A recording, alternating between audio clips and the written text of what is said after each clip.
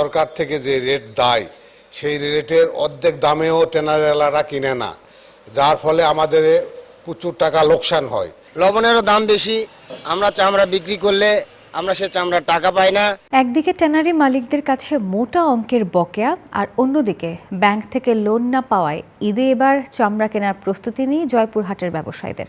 সরকার নির্ধারিত দামে চামড়া বিক্রি করতে না পেরে বারবার লোকসানে চামড়া কেনার আগ্রহ হারিয়েছেন তারা।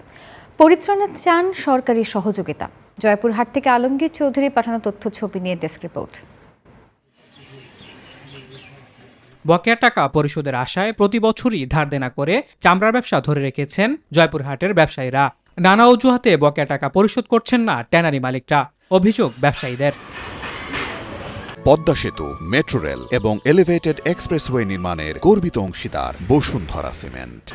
প্রতি ঈদেই প্রায় 100 কোটি টাকার চামড়া সরবরাহ করলেও লোকসানের সংখ্যায় এবারের ঈদে চামড়া কেনার সিদ্ধান্ত নিতে পারছেন না জয়পুরহাটের চামড়া ব্যবসায়ীরা। সরকার থেকে যে রেট দেয় সেই রেটের অর্ধেক দামেও টেনারেলারা কিনে না, যার ফলে আমাদের প্রচুর টাকা লোকসান হয়। লবণেরও দাম বেশি, আমরা চামড়া বিক্রি করলে আমরা সে চামড়ার টাকা পাই না।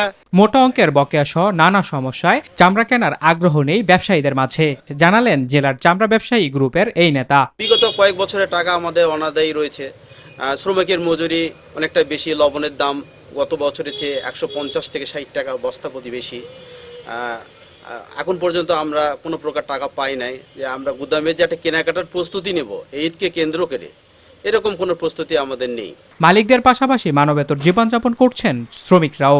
এটা খুব সুযোগ সন্ধানী, কিছু ব্যাংকিলে গেলে লগত কিছু দেয়, কিছু ব্যাংকিলে যায়, কেউ আবার গোটায় ব্যাংকিলে যায়, কিন্তু এই টাকাগুলো আমরা কিছু পাই কিছু পাই না। মালিকেরা টাকা টুকা দিচ্ছে না, মহাজনেরাও আমাদের কর্মচারীদেরকে টাকা টুকা দিচ্ছে না। আমরা পরিবার পরিজন নিয়ে খুব কষ্টের দিন পথ পার করতেছি। দেশের সম্ভাবনাময় চামড়া ব্যবসা গতিশীল করতে দ্রুত উদ্যোগ নেবে সরকার, এমনটাই প্রত্যাশা সংশ্লিষ্টদের। Desk report, news 24।